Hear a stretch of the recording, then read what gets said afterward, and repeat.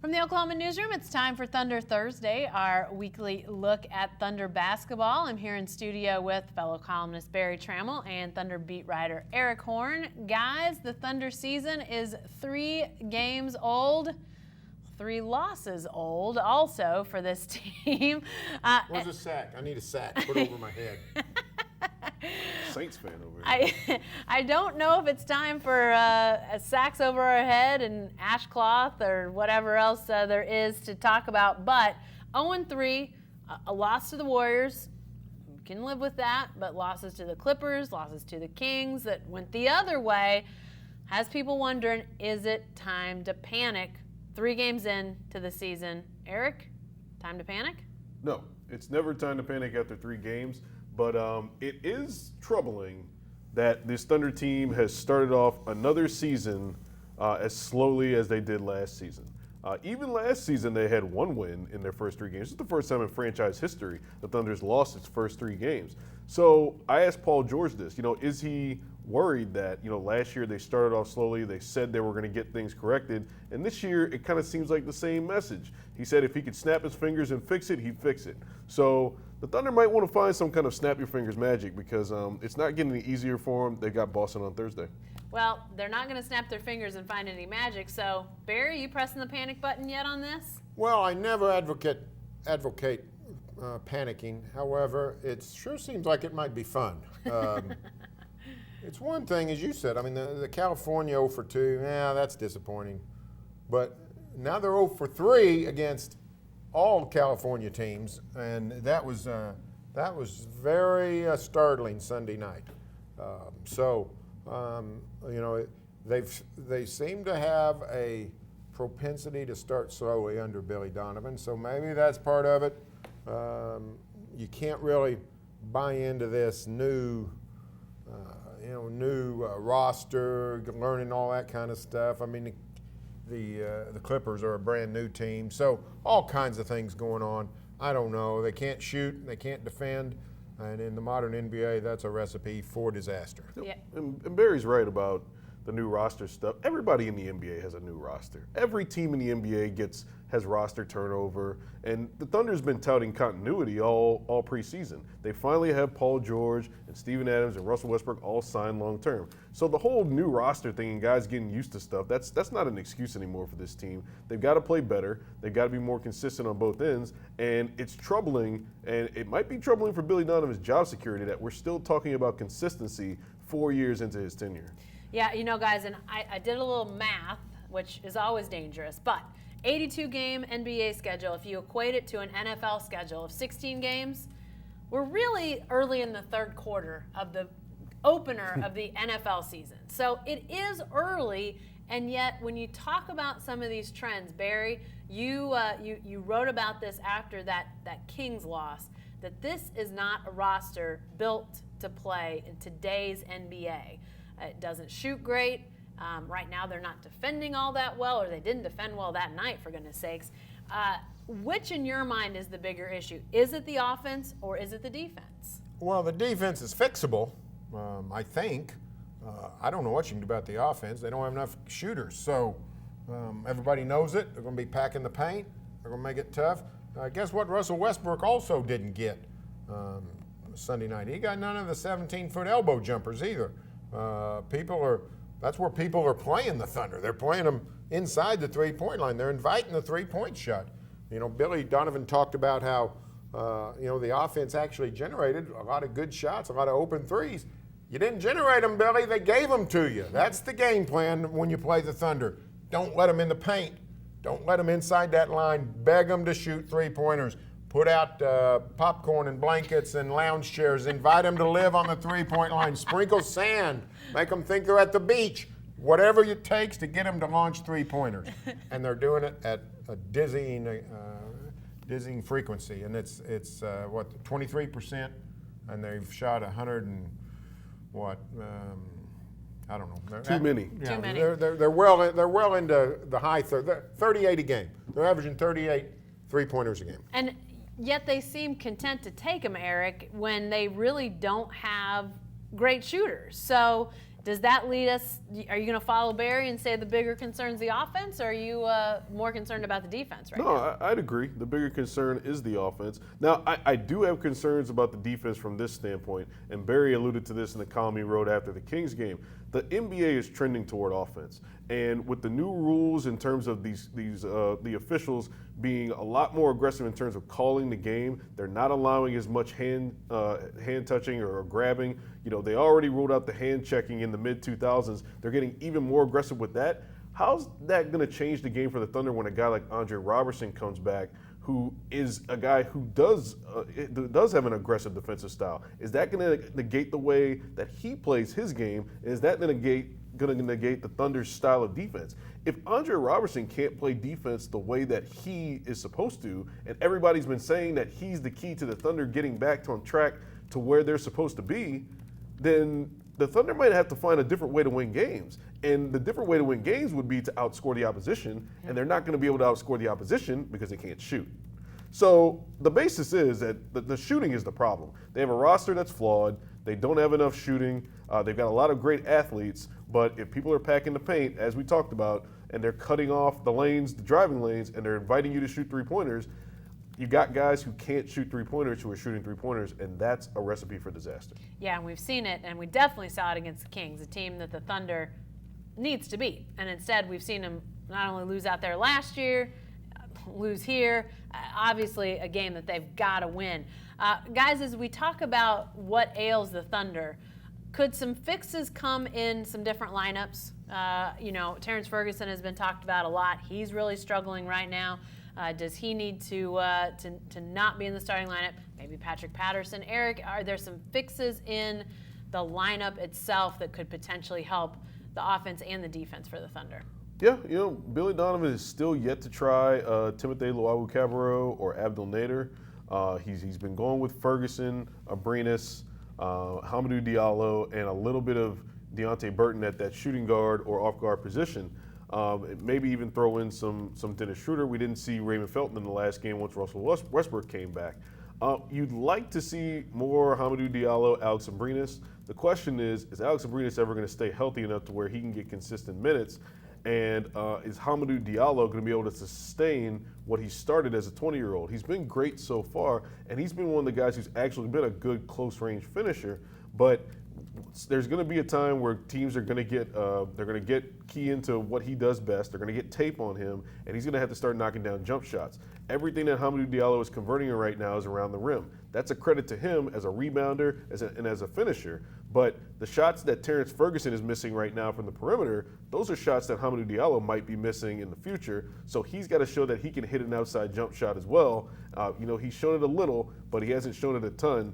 And that's the big thing for Billy Donovan right now. He doesn't want to make that switch and lose Terrence Ferguson and then have Hamidou Diallo struggle, and then you have two young players who are battling with confidence issues. Well, let's break this down a little bit more because a lot of guys mentioned there and what they could do. Barry, as Eric mentioned, one of maybe the biggest issues with the starting lineup and also causing issues with the second string is Alex Abrinas just not being able to consistently stay healthy and get in any sort of groove. We saw him get hit by his own teammate. He's been knocked out of at least one practice this week. He just seems like he's snake bit in some ways with these injuries. And it comes at a very inopportune time because this is the kind of time when Alex Abrinas could make a play for the starting lineup. When you're in need of offense, you look to Alex, and especially with Andre Robertson out, Billy wanted to keep Alex with the second unit because they need shooting, but turns out the first unit needs shooting too. So this would be a grand opportunity for Alex Abrinas to increase playing time, increase his brand, sort of announce to the world, hey, I'm a starting NBA caliber player, and now he's not available perhaps. So it is unfortunate. That's happened to him 2 or 3 times. But when he does come back, he is going to get a lot of court time. He's going to have to play. He's going to have to play a lot with this team. This team just doesn't shoot it well enough, and Alex Abrinas is going to have. If you're going to have 39, 38 three-pointers a game from this team, Alex Abrinas needs to be taking a bunch of them. Yeah. You could even say that he's a guy who needs to be, if you're going to be taking 39, 40 threes, he needs to be taking a quarter of those threes because there's just nobody else that on the team is going to hit him in a high enough volume. He's a career 38%, 39% three-point shooter in the NBA. He is a big detriment when he's not in for the Thunder right now. And look, as I said, with the league in its early week, its first week of the season, trending toward offense, he's a guy who's going to be able to benefit from that more than anybody because he's a guy who hasn't been able to create his own shot and get open because teams are basically just sitting a guy on him on the perimeter and being physical and just blocking him off of the ball, basically face guarding him like it's a cornerback and a wide receiver. If they're going to start calling fouls harder, Alex Abrinas is the guy who stands to benefit more than anybody in the league because he really struggles to get away from tough defenders. So if the league is cutting down on that kind of stuff, a healthy Alex Abrinas can be a guy who can be a big beneficiary. You know, we keep talking about that shooting guard spot, which obviously Andre Robertson, we know he factors in, but you know, this question of Terrence Ferguson, Barry, Eric talked about it. You know, do you want to pull him out of the lineup already? Is that going to be a problem to him and his confidence? But on the flip side, how much of a problem is he to the overall stability of this team? Where's that line in your mind with staying with Terrence Ferguson in the starting lineup and maybe making a change there? Well, we saw some movement Sunday night. Ferguson started, but he ended up with fewer minutes than Diallo did. It's 21-18. And Eric's right, the psyche of a young player comes into play here. So I think they might keep starting Ferguson and see if he can work himself out of this slump. More than a slump, it's not just shooting. I mean, he can't catch passes, he's dropping the ball, he's doing all kinds of things. But keep him in the starting lineup, but dwindle those minutes down, get him out of the game earlier, don't put him in as quick, don't play him as long. I think that's what you're likely to see, and let him maybe try to work out of this problem early in the game, but give the guys who are playing better more time because you know, right now Ferguson is a detriment to this team. We saw it against the Clippers. I mean, starting unit gets off to a 16-0 deficit for crying out loud. Now, you know, they finished strong. I mean, in the first quarter and second quarter and in the third quarter, they had a meltdown at the end of the game. But you can't get down 16-0. You can't let the Kings hang around and dominate the first quarter. So I think you'll see Ferguson's minutes subside. He might still start, though. You know, obviously with Abrinas and injury issues, Eric, it strikes me that Hamidou Diallo might be the most stable option when it comes to potentially replacing Terrence Ferguson. And I think you made reference to this after the Kings game, Eric, the idea that whoever he's out there with, he seems to be able to adapt. Now, I know that wasn't in a starting role, but it seems like for a young guy and for a guy that was taken deep into the second round of the NBA draft, this guy is exceeding, you know, what you would set the bar at for a guy in those situations. He's way exceeding it to this point. Yeah, he was a steal. He was an absolute steal, and it was, you know, I was skeptical about Summer League because that's not a structured setting, but he's been doing it, and he's been doing it well since Summer League. So you really have to give hats off to him to making the adjustment from the college to the pro game. I think the Thunder deserves credit for identifying him at that position at 45 overall and purchasing him and his rights from Brooklyn. And, you know, it's putting Billy Donovan in a difficult position. Billy Donovan is not just a basketball coach, he's a man manager. Now, he might be coaching for his basketball life this season, but he's got to make sure that he's got a guy in Terrence Ferguson that maintains his confidence, and he's got to make sure that, you know, he doesn't throw Hamidou Diallo out there too quickly and crush his. It's a tough situation to be in. Can I throw out a conspiracy theory for 1 second? Of course. Okay, here's a conspiracy theory for you if you like this at home. The Thunder might feel like they need to play Terrence Ferguson because they want to trade Terrence Ferguson. Right. And they might want to feel like they don't want to play Hamidou Diallo because they don't want teams to know how good Hamidou Diallo is. And Hamidou Diallo is ruining that plan because he is a lot better than anybody anticipated this quickly. Now, I'm with you on the Ferguson deal, but why? Who cares if teams teams need to find out how good he is. He's good playing. Yeah. I mean, what are they're not trying to hide him in the draft. There's not an expansion draft coming up or anything. I mean, he's theirs. They can't. I mean, I know the Warriors think they can get whoever they want, but they can't have him. From the standpoint of playing time and maximizing how he looks, you would think a peak Terrence Ferguson would be able to do his best work with a group of starters as opposed to Raymond Felton and Nerlens Noel and playing that role. Terrence Ferguson's looked his best in his Oklahoma City career, as most players have, with Russell Westbrook when he's playing alongside starters. So it would probably benefit him to play with the starters. That's how Billy Donovan feels about young players. He did that with Domantas Sabonis. He played him and started him as a 20-year-old. So if you want to have fun with your conspiracy theories, that might be one for you. Hey, let's talk about the other starting spot that could potentially be changed. Nobody, I don't think, sitting here thinks that Russell Westbrook, Paul George, or Steven Adams is not starting. I'm assuming that you guys are on board with that. But that small forward spot that Patrick Patterson is in, and I think we largely felt that he was going to be the guy. But what we've seen so far, is there any reason to believe, Barry, maybe that could I was not real enamored with Jeremy Grant, honestly, in the Kings game. Like a lot of guys I wasn't enamored with. So I don't know if he's necessarily the answer. Maybe there's just a problem with not having him with the starters. I think you got to start Patterson. He's shot very poorly, but he's got a long track record of being a solid three-point shooter. You got to hope that comes around. Jeremy Grant has a long history of not being able to make three-pointers, even though he continues to throw them up. So I think you got to stick with Patterson. Grant's going to get a lot of playing time. I'm not worried about Grant's playing time. That will come, but I think with the starting unit, you got to stick with Patrick Patterson and hope the shooting finds the mark, because that's what they've got to have. They got to have the outside shooting to release the pressure and force that defense to come out and open lanes for George and Westbrook and Adams and Schroder. So your best bet by far, I think, is Patrick Patterson, unless you want to play super small. If you want to play super small, Paul George can be your power forward. And then you could trot out Abrinas and Ferguson or Robertson or whoever, Diallo, whoever you. That's the only alternative, I think. You can't go with Jeremy Grant. The shooting's just not there. Except for his shooting, Eric, Patrick Patterson to me has in the passing, defense. When you look at the other stuff, it's been pretty good, but the shooting, that's just such a deficit right now. I think it just clouds our thoughts on everything as it relates to all these players. And when you've got a guy that's been a good shooter and Patterson not shooting well, it probably it knocks him down further than it probably should, at least in my mind. Yeah, and he'll come back around.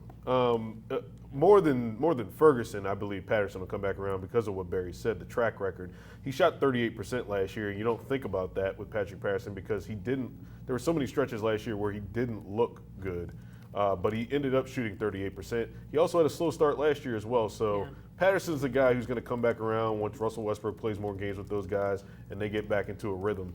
My biggest issue at the power forward spot has to deal with Jeremy Grant.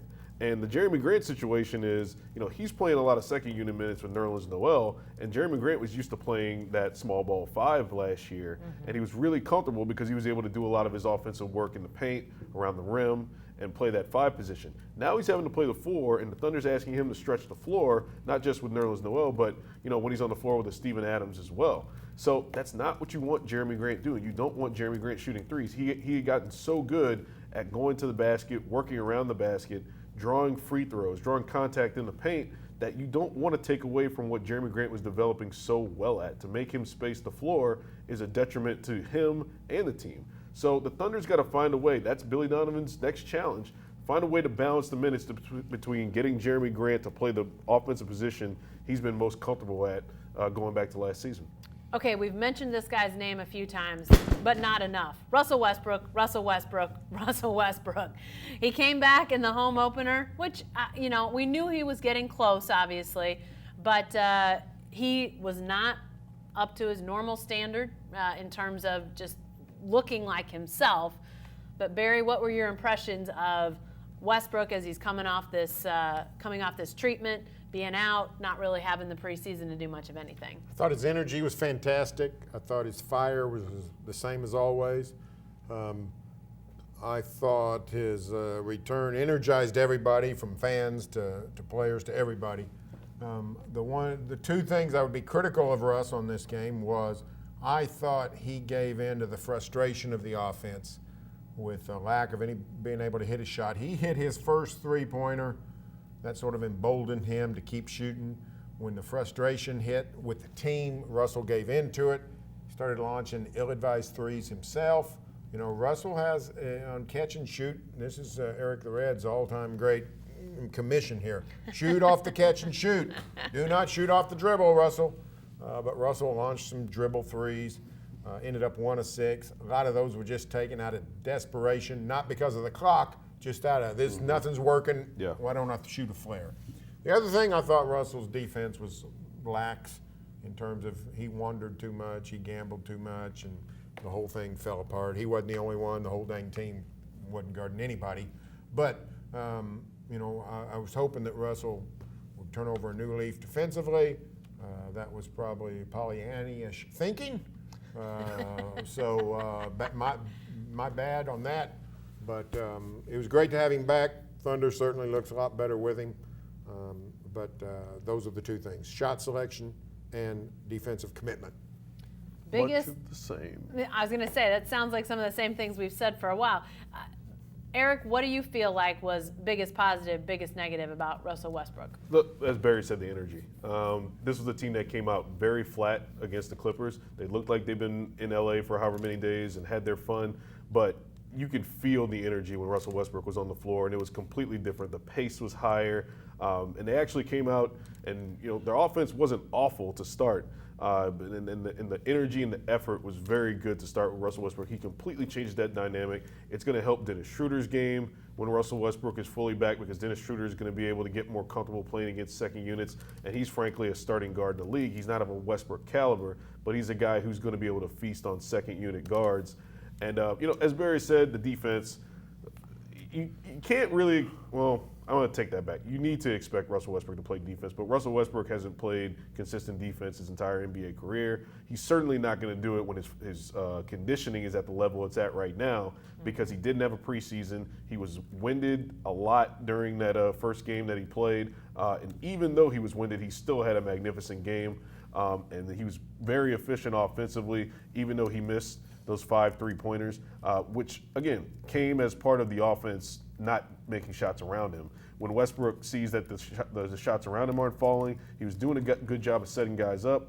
He's going to tend to take more shots than he should from places that he probably shouldn't, in situations he probably shouldn't. So for his first game, good start. Unfortunate that it came in a Thunder loss for them, but I think he's going to adjust, and you know he's going to play the way that he plays and be fantastic for him. We started to see, as it relates to Westbrook, we saw very briefly, I believe, an instance where Westbrook and Schroeder were out there together, something that we anticipated. Didn't get to see any of in the preseason, obviously Westbrook being out. Did you guys have any chance to get a sense of, Barry, what that might look like with those two together? And again, Westbrook not being where he's going to be with his conditioning and those sorts of things. Just what that pairing could potentially be for the Thunder? I mean, I thought it was, they showed good promise. I mean, it really it taxes a defense, because the attack mode is at full throttle with either one of those guys. Now, on a night when nobody's making a shot, it's easier to defend those guys, because you just sit back and beg them to shoot. Defensively, it's a challenge. Schroeder's not a good defender. He got burned consistently. If Westbrook's not committed, then all of a sudden you got multiple, soft spots, and that leads to 131 points by the Kings. So it's a problem if Russell will tone down the defense and Schroeder can find ways to improve. That'll get a lot better. If the shots get 23% for the season from 3 is just abysmal. If they could get to a mediocre level of 33%, the Schroeder-Westbrook pairing would be even more dynamic offensively. Eric, how much do you think we might see that? In obviously all situations are different, but Is that a pairing that is a 8-minute-a-game pairing, a 3-minute-a-game pairing? I mean, what's realistic with that? It's got to play, and they've got to play, big minutes together because you've got to put your best players on the floor.